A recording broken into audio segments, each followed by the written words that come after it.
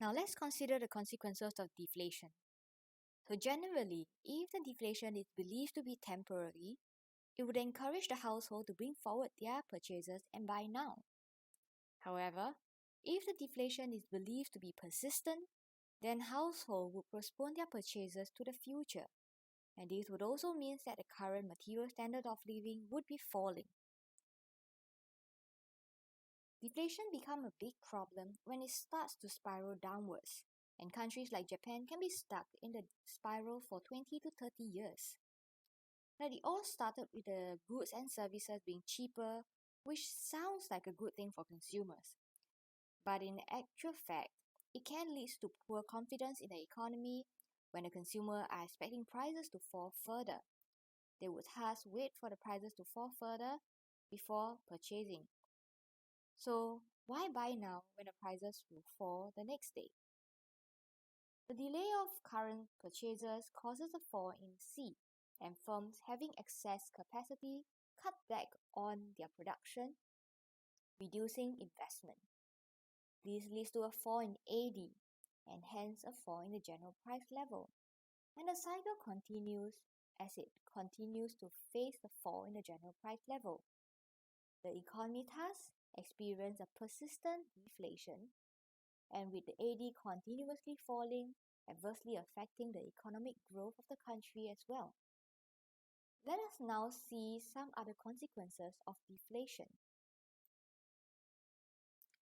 So in general, when deflation is viewed as temporary, there will be expectation that future prices would increase again, and so the prices in recent period is deemed as lower, and this encourages people to bring forward their spending. So for example, households will bring forward their spending of goods and services, causing a rise in the consumption expenditure, and this in turn causes an increasing in AD. Similarly, firms would pump more funds to buy inputs, build factories, buy machineries now, increasing the investment as they expect the demand of goods and services to be high, thus rising the AD.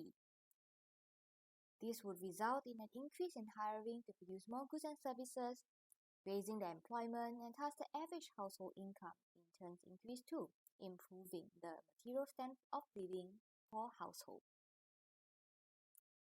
However, if deflation is viewed as persistent, then the expectations about the future prices will be decreasing further and further, and this would result in the postponing of the spending. So for example, households would now delay their spending of goods and services, cutting down on the consumption expenditure and therefore reducing AD. Similarly, firms facing the excessive capacity stored and unsold goods, this results in them delaying their investment plans, cutting down on investment expenditure, decreasing AD as well. And this would result in a reduction of the need to hire laborers for productions, and firms may even resort to laying off the laborers to protect their profit margin. The reduction in employment would result in the average household income falling too, worsening and lowering the material standard of living of the household. So another consequences of deflation is the impact on the borrower.